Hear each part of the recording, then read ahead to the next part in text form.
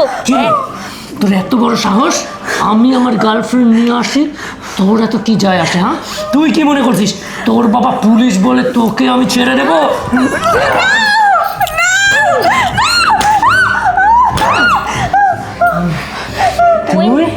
তুই ঘরের বউ, তুই ঘরের বউয়ের মতো থাকবি। তুই জানিস না তুই হচ্ছিস আমার সাদা ভাত, আর আমার বিরিয়ানি ছাড়া চলে না, বুঝতে পারছিস? একটা কথা বললে একদম জানে মেরে দেবো। ওঠ ওঠ ওঠ, যা এখন আমাদের দুজনের জন্য নাস্তা বানিয়ে নিয়ে আয়। যা ঘাট রাখতে হ্যাঁ, কফি বানিয়ে নিয়ে আসবি। ও একদম আমাদের জীবনটা না তেজপাতা করে ফেলছি। ওর খিটখিটি ভাব শেষ হয়ে যাবে আজকে যে কোপটা দিছি, আর তুমি গরম কুন্তি দিয়ে যে কোপটা দিছো, ও আর জীবনে সাহস পাবে না আমাদের মাঝখানে পথের কাটা হওয়ার। হ্যাঁ বেবি, তুমি একদম ঠিক কথা বলছো। একে না যত তাড়াতাড়ি পারি একে বিদায় করতে হবে। দিদাকে এমন অত্যাচার করে শেষ করে দেবো বেবি। এই মানে ম্যাডাম, আপনি কি হয়েছে? কি অবস্থা আপনার? মানে একটা উপকার করবে আমার? বলে আমার একটু ফোনটা দিবি তোর? আমার ফোন তো রুমে ম্যাডাম। বাবাকে একটা ফোন দেবো, একটু দে না। আচ্ছা চলেন রুমে চলেন। আসেন ম্যাডাম আসেন। কি ব্যাপার, রুম অন্ধকার কেন? রুম অন্ধকার? দাঁড়ান আমি লাইট দিতেছি। আরে বিমানে স্যার, আমার কাজ শেষ, এই যে নেন। তুই লাঠিটা নিয়ে আয়। তুই আমার সাথে বেইমানি করলি। আমি কি রে?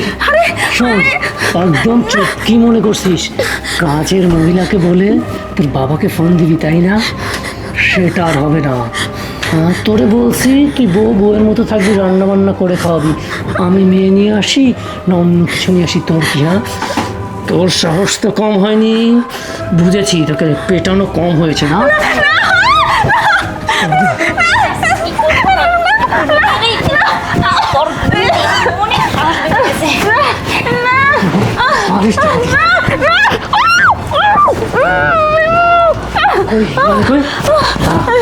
দাঁড়া, ওকে ওকে এভাবে মেরে হবে না, এভাবে মারলেও মারা যেতে পারে।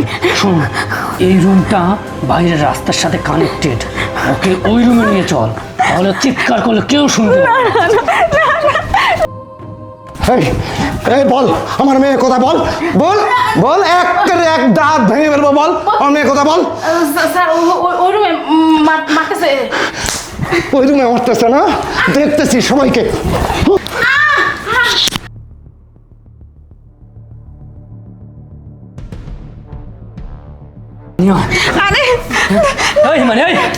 তোকে বলছি লাঠি নিয়ে যেতে, তুই লাঠি নিয়ে যাসনি কেন?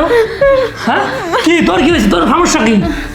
বুঝতে পারছি। শোন, এটাকে আজকে পিটাবো না, আজকে ওই যে পরশু দিনের মতো আবার ড্রয়ারে বন্দি করে দেবো।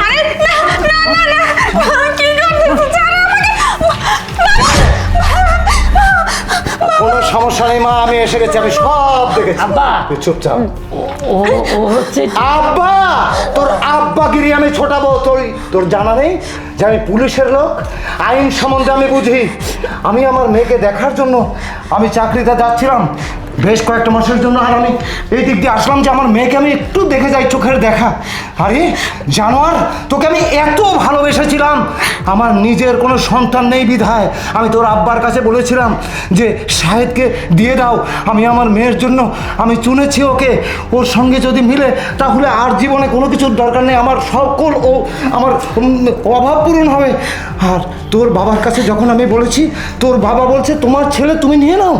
তারপর থেকে আমি তোমাকে নিয়েছি, নিয়ে আমার মেয়ের সাথে বিয়ে দেওয়ার পরে আমি মনে করেছি এই পৃথিবী আমি জয় করেছি।